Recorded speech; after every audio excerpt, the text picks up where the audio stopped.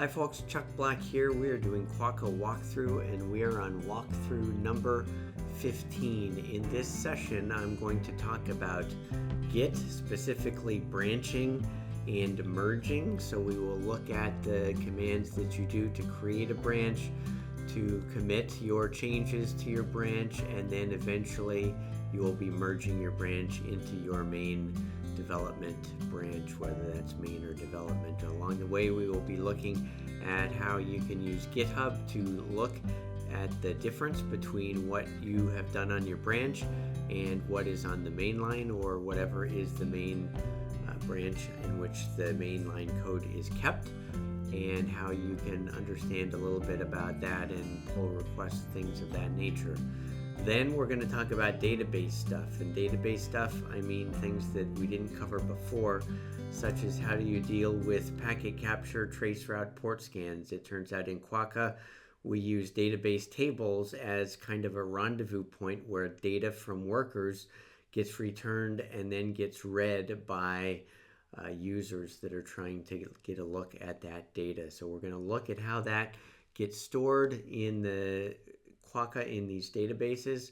And lastly, when you think about data that gets stored from device status or these things here, what's to keep that data from just growing and growing and growing? So we look at the database maintenance task that exists in Quokka and how it goes out and trims these databases so that they don't grow forever. So that's what we'll be talking about. Hopefully it will be interesting to you.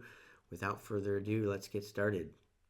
All right, so let's talk about Git and branching. If you recall, in our last time together, I was talking about how I was going to move all of the stuff that was in an APIs module, that would be apis.py. All of this code was in the same Python module. And I thought that it would be better served if I made it APIs into a package and I separated out all the device model, event model, host model stuff.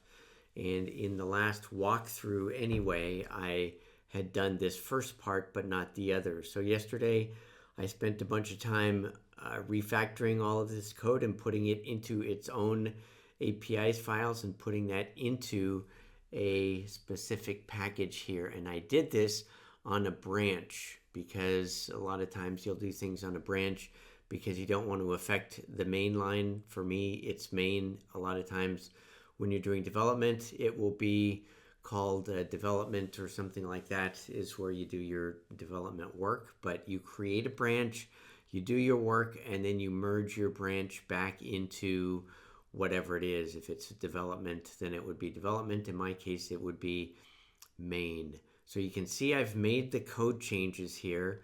And if you look down here on the bottom right of my pie chart, you can see that we are on a branch called refactor model APIs. So in the command line, how did I do all this branchy stuff? Well, I was trying to figure out a thing to grep for in order to show exactly what happened in the order that I did it, because I'm not doing it as I go now. I've already done most of this, and I finally figured out if I just grep for APIs, because it is both in the text of the commit as well as the text of the branch name here, then I get the three commands that I did. And these are the three things that I did. So put this in your memory. What you will do is when I say git checkout, normally checkout says check out an existing branch, but if I do -b, I'm telling Git that I want to create a brand new branch. And the branch that it's creating is called Refactor Model APIs. So I created this branch. I did a bunch of work. And then when I was done with all of my work, I did a commit. Now you can do many commits. In fact, you can see from my message here, I say refactor all other APIs. I gave it that text because I thought to myself, I think I've already done a commit. Well, it turns out I hadn't done a commit for the device model APIs that we saw earlier. And so this is a little bit silly comment, but it still captures what I'm doing. So typically you will be doing a lot of commits, and then eventually, and you can do this multiple times, obviously, you're going to be pushing those changes back to the cloud that stores all of your code. So you want to do this early and often. If you don't do it, then you are at the mercy of your computer going down and you losing all of your changes. So doing a git push, you can also do this as many times as you want. You're just updating your branch so that the stuff out in the cloud will have the new data. So let us look at what that looks like out on GitHub. Remember, we're using GitHub. And here, when I come into GitHub, when I just come into Quokka, let me go back there. This is what you'll see. By default, it puts me on main here. So I'm on main. It does tell me that there are 7 branches. Now I am working on a branch, so I'm going to find my branch in here. It's called Refactor Model APIs, if you recall. And I'm going to select that. And now what I'm looking at here is the branch called Refactor Model APIs. It tells me somewhat helpfully that my branch is 1 commit ahead of main. That means that I created this from main and I've done 1 commit on my branch. And I didn't find an easy way in GitHub to figure out, okay, well, where are the changes actually made? But if you look here, you can see this will tell you the actual text of the most recent commit, and that is this one right here. Remember down here, my commit said refactor all other APIs, and that's what this says here. It also tells me that it was 16 hours ago. You can see certain of these things I haven't changed in quite a while, 6 months ago for this thing, but this is where I made my changes. Now, you are going to want to, at certain points, compare what you've done to what is in mainline to make sure that it's okay. Also, the way that we typically do things if you're working in a team is once you have created your code and you want to merge your branch back into main or development or wherever you're merging it back into, you would create a pull request. I'm not going to go into that right now. That's probably more than you need, but you might be interested in this compare if you want to know what actually is different. Now, my change actually caused a whole bunch of stuff to have to change. You can see here that there are 33 changed files, and so there's a whole lot of stuff. Typically, if you're doing something, there will be, a handful or a dozen or 100 or a couple hundred lines. Because I ended up having to do all of this refactoring, it really wasn't new code that I was adding, but it was just moving stuff around and mainly changing import statements, because my code used to say from quokka.models.api import blah blah blah. Now I've got from models.apis, device model APIs, apis.service model APIs, etc. And if you were to go through all of this, I'm scrolling down, you can see that mainly this is in my import statements. I didn't really have to change any code. The code that did change, I'm going to wait till I get down here. Whoops, I just saw this. Here's something interesting. Load diff, this file was deleted. What file was deleted? apis.py. Okay, that's the file that I actually had all of the stuff in, and I moved everything out of it. So GitHub is smart enough to know that I have actually gotten rid of that. And now here you see stuff that's all green. This is usually an indication that this is a new module, a whole file full of code that you've changed. And really, I haven't written any of this code. It's just code that I moved in. I did device model APIs, and this is my device APIs. If I go down far enough, I will eventually get to the end of these device APIs, and up here we are event APIs, log event, get all events, host model APIs, get host, get all hosts, etc. And I can go through all of these. Eventually I'll get past that and get to my include statement changes, etc. So this is how, once you've made the change, you can check to make sure that the changes are what you expected. And then you can say, as you can see here, it makes it very easy. I could create a pull request. And when you do that, you identify people on the team that you want to review your code. And they will, when they get a chance, look over your code, give you feedback, tell you what's right or wrong, etc. When you work on real software, that is how it works when you have a team of people doing stuff. Okay, so now that we've seen our branch and we've compared it and we believe that it's okay, and in a real team I would have created a pull request and it would have gotten approved. Now is the point where I can merge my changes back into the main development branch, and that's what I'm going to do right now. Now, I won't kid you, I've been in situations where Git, when it does its merging, gets a little bit confused and things don't go smoothly. I'm keeping my fingers crossed that things are going to go smoothly this time. So what I'm going to do is I'm going to change back to the main branch. So I'm going to say git checkout main. So now I'm on the main branch. And what I want to do at this point in time is I want to merge in my branch, which was called Refactor Model APIs. So I'm going to say git merge Refactor Model APIs. I can do tab to autocomplete. I had to do ref. So let's see if this works. So just looking at this, it didn't squawk or tell me that there was a problem. So it seems like it's okay. If I do git status, then I have nothing of importance that has been changed. If I want to save it, as it says up here, I can do a git push. But before I do that, I want to go and I want to see if this runs. It's very important in general to not merge things into your main line until you have run everything. Typically, you'll have a bunch of unit tests. I don't sadly have unit tests written for this yet, but I should, and I probably will at some point in time when we get to that in the training. But for right now, I don't. So I'm just going to run it by hand, and we'll see how it works.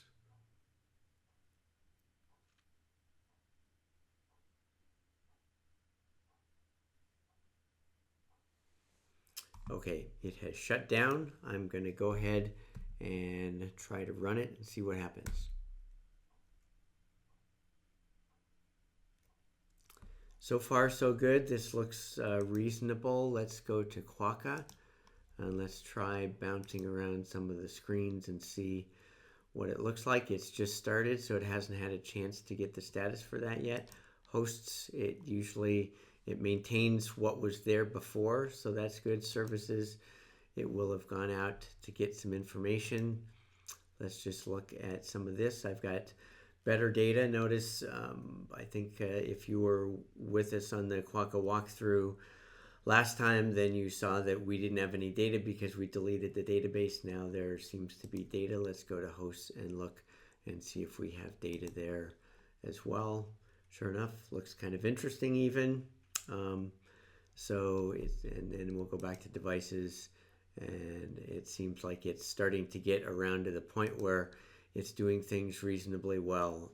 So it seems like our merge was successful. Therefore, at this point, I'm going to say, okay, well, this is good. I'm going to say git push origin main. That's the branch that I'm on. That's where I'm pushing this stuff from. And this should update what is on the main line.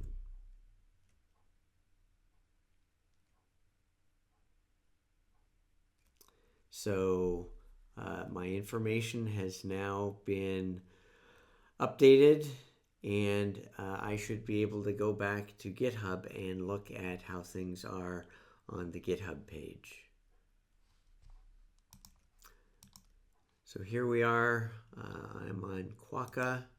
I'm going to go to my main branch on Quokka. And when I look at Quokka, I'm on main. I can see refactor all other APIs is now part of main. When I drill down into Quokka and look at the code there, So here I am in Quokka. I'm going to drill down into models. And sure enough, there's my APIs. And inside APIs, I have device model APIs, worker model APIs, etc. So it looks like everything is hunky-dory and good. Let me do one last check before we leave.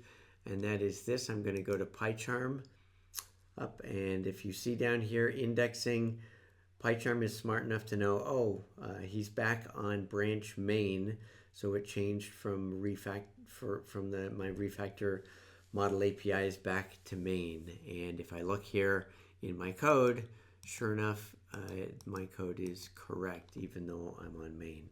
So I've successfully done a branch, and that's how you do it in Git. Okay, so let's talk about database usage for things like packet captures, trace routes, extended port scans. Now, the other type of data that we've looked at getting stored in the database, if you will recall, I'm going to go back up here. We saw things like storing information about our devices, about our hosts, about our services, and then we went a little bit further and we saw that, okay, well, there's these time series data for the device status that has availability and response time, for host status, same thing, and service status. Not only that, but there are summaries that have to do with every hour.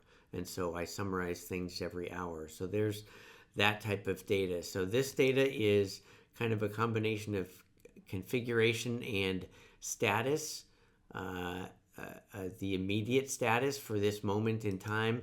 And these status are time series data that has information over time of availability, response time, etc. So those are maybe the bulk of the tables in the database are dedicated to doing that. This other type of storage of data in the database is going to be more transient in nature. So follow along with me as I describe it to you. I'll describe it in the context of packet capture, but the same goes true. I've done the same thing for trace routes and port scans as well. The user up here is going to say, I would like to initiate packet capture for a particular device or protocol or something of that nature. And as you probably know, in Quokka, we're going to go out and we're going to communicate with the worker and say, hey, I need you to go perform this function. In the packet capture situation, that will be a packet capture function. Now, what happens with packet captures is every time a packet is found, it is going to be sent back to the Quokka server, and it's going to be stored in the database.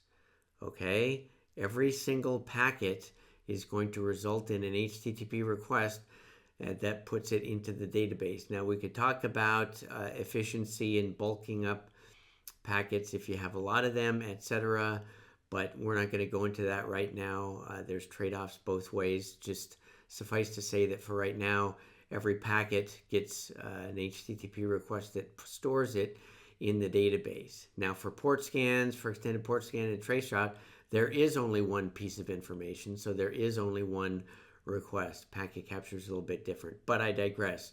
It's going to get stored in the database. Once it is stored in the database, the user will be checking back to see if there is data yet that it can present in the user interface. So this data, once it has been stored in the database, the user interface is able to get access to that data.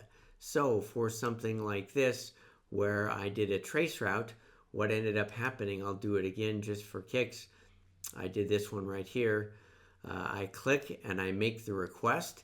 It goes out and the worker is going out and getting stuff.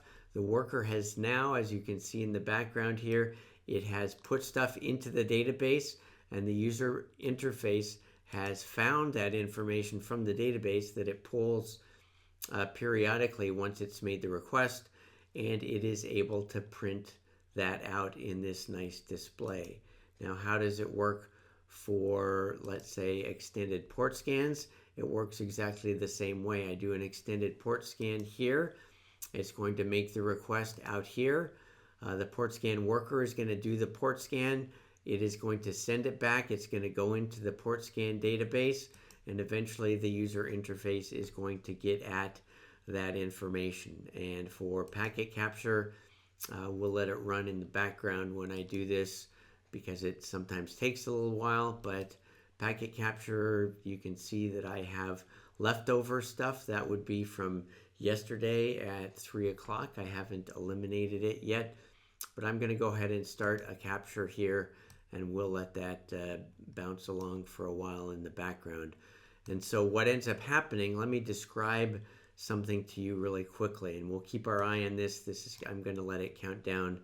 I can see down here that I'm getting a whole bunch of packet captures. You see that? This is my worker window. It is getting the packet capture, and it is forwarding it to the Quokka server, which is storing it in the database, in the packet capture database. Now, the thing I wanted to point out to you is this, and that is that this data is transient. It's only relevant for a short period of time. The trace route that we saw, the port scan that we saw, I can get rid of that almost immediately should I choose to do so. Packet captures I can get rid of maybe in a day or two. I think I keep them around for a couple of days. And we're going to talk about the routines that I have to clean stuff up in just a minute when we're done with this discussion of these transient tables in the database. If I go back here, you'll see that sure enough, the data, let me see if I can get this to print a little bit nicer. You can see it's from 2/24, that'd be today. So you see all of these things. I'm getting only 1,000 of them. If I was to scroll forward, you can see I'm looking here at the 24 and seeing if 24 changes. So this is giving me an indication that I've got probably hundreds of different packets that have been captured. So those are stored in the database, and then I have a routine, as I said, that comes around periodically and cleans things up. But this is a different type of data mechanism for storing things in the database. Now, let's take a look at the code and see how it actually implements that. So let's look at the code that records this stuff. I'm going to leave this picture up as long as I can just so you have it in your mind. Now, the actual API code for recording this, remember there's going to be an HTTP request that comes in, and then we are going to call from one of our views into this code to store it in the database. So I'm not looking at the views part of it, although we may bounce back just to see that. But the place that the methods, the functions are located for recording and getting at captures and port scans and trace routes is here in worker data APIs. So worker data APIs, that's where it is. I'm going to make that go away so that we can look at this code here. So looking at this code, I'm going to have record capture and I'm going to have get capture. So record capture is when I receive a packet. I'm going to do a bunch of manipulation of the packet that I've received in order to make it match what I have in my database. And then I'm gonna add it, as you see here, and then I'm gonna do a commit. So I'm creating a capture object.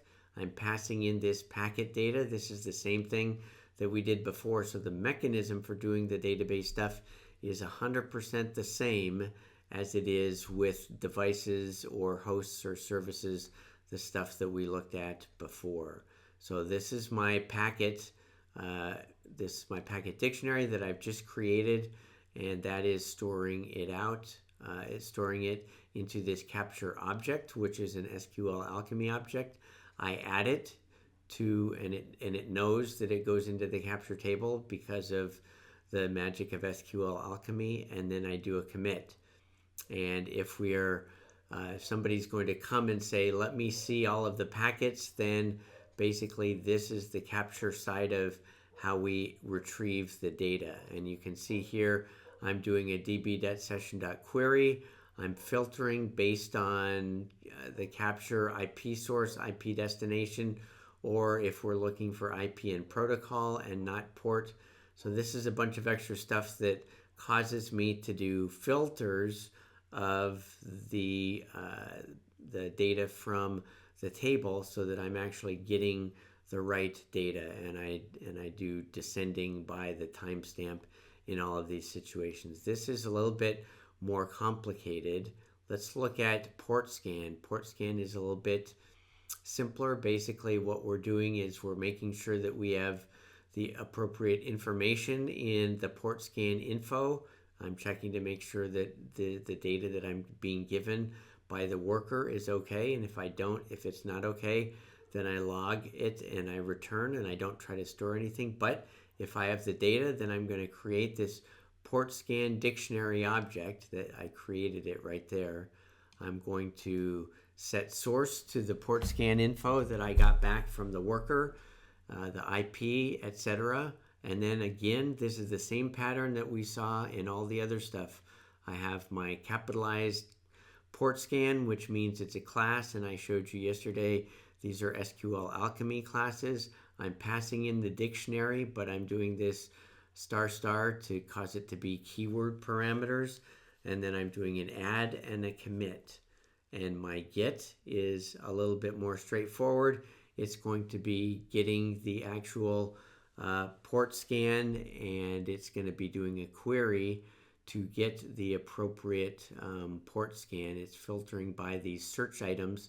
You can see I'm searching based on the host IP and the host name and the token. So I've got this scheme where when I make a request, I generate a token, and when I ask for a port scan to get done, I generate a token, and when I ask for the data back, I'm specifying this token as well. So I'm searching for all of those, and that's how I end up with the port scan stuff. I actually will end up continuing here, and I'm only going to wait for data for a certain amount of time.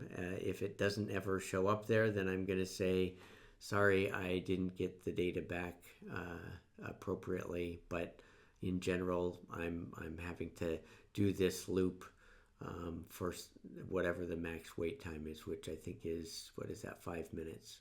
So I'll wait for 5 minutes for the port scan. Some devices, port scans do take 1.5 minutes, so I have seen that. And then traceroute is going to be the same thing. Traceroute is very much like port scan, where I'm creating the dictionary, I'm creating the traceroute object, SQL Alchemy object, I'm adding it, I'm committing it, and my get is going to follow the same way of doing that. And that is how we do these 3 tables in the database, and we use it as a rendezvous point for data that is retrieved and stored, and the user eventually gets access to it. Now, could we have stored it in a file? Yeah. Could we have stored it in data somewhere? Yeah. It just seemed like, especially for packet capture, it might be something that you want to have hang around for a while. You can see I had packet captures in my database from a long time. Let's see if I may not have any from yesterday anymore. In fact, I don't, but they would be there in the database if I wanted to look at this tomorrow, let's say. All right, so that is how we do these tables, these type of transient data tables in the database.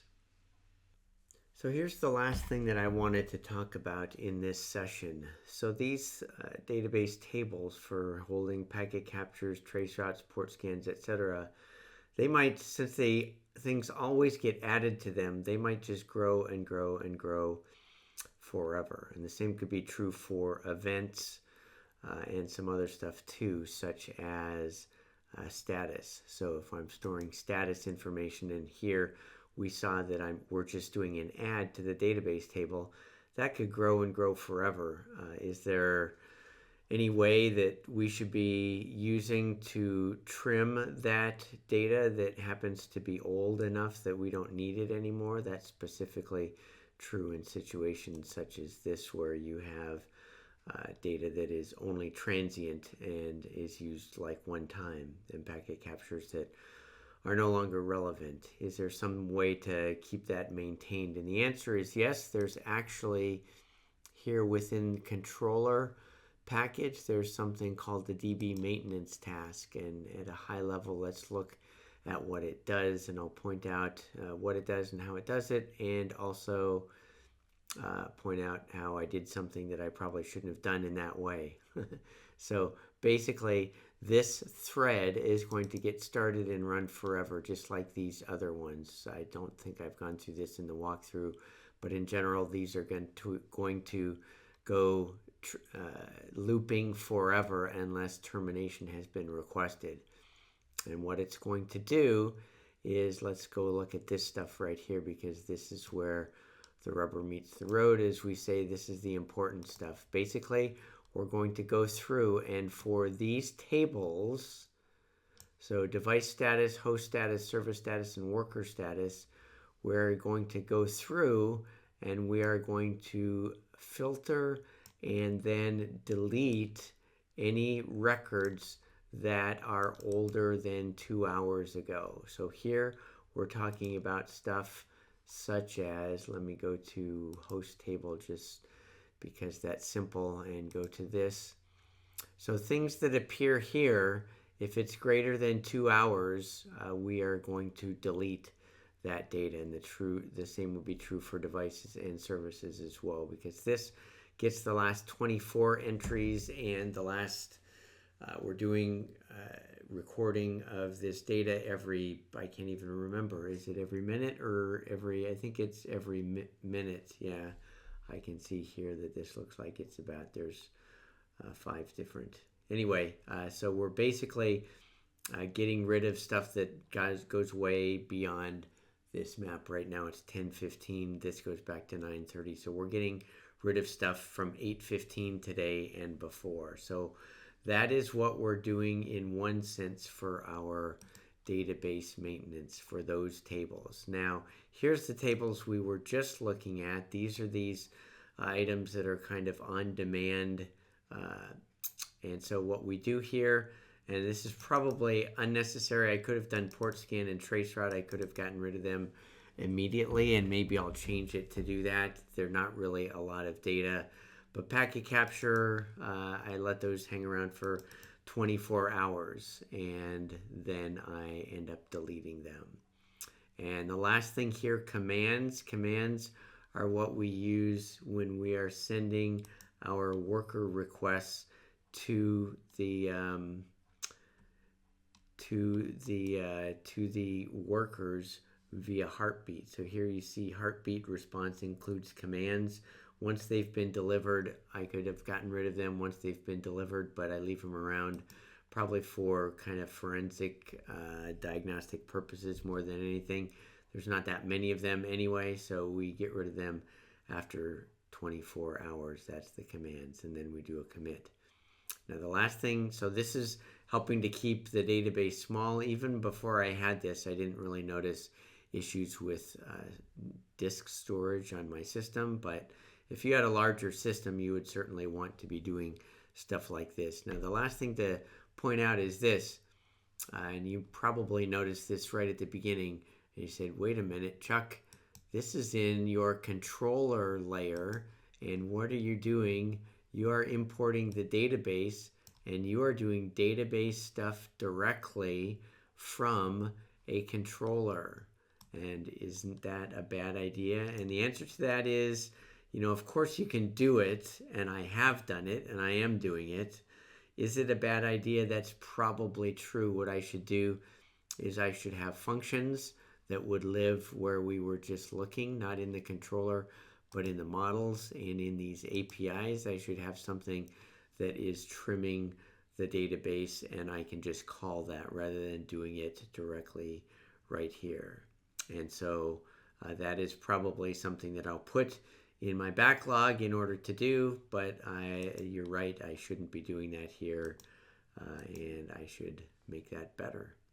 That's what happens when you write code. Sometimes, like I was just doing this to see if it would work, and then I didn't come back around and make it work in the way that it probably would be better. Anyway, that's how we maintain the database and keep it from growing to be too big. Okay, let's review what we talked about. Remember, we first started talking about branching, and we talked about how you can create a branch using get checkout minus B. You will then do some number of commits with descriptions of what you've just done and what you're committing. Then you will one or more times be pushing your changes out to the cloud, to the repository, so that they get stored and you don't lose the data.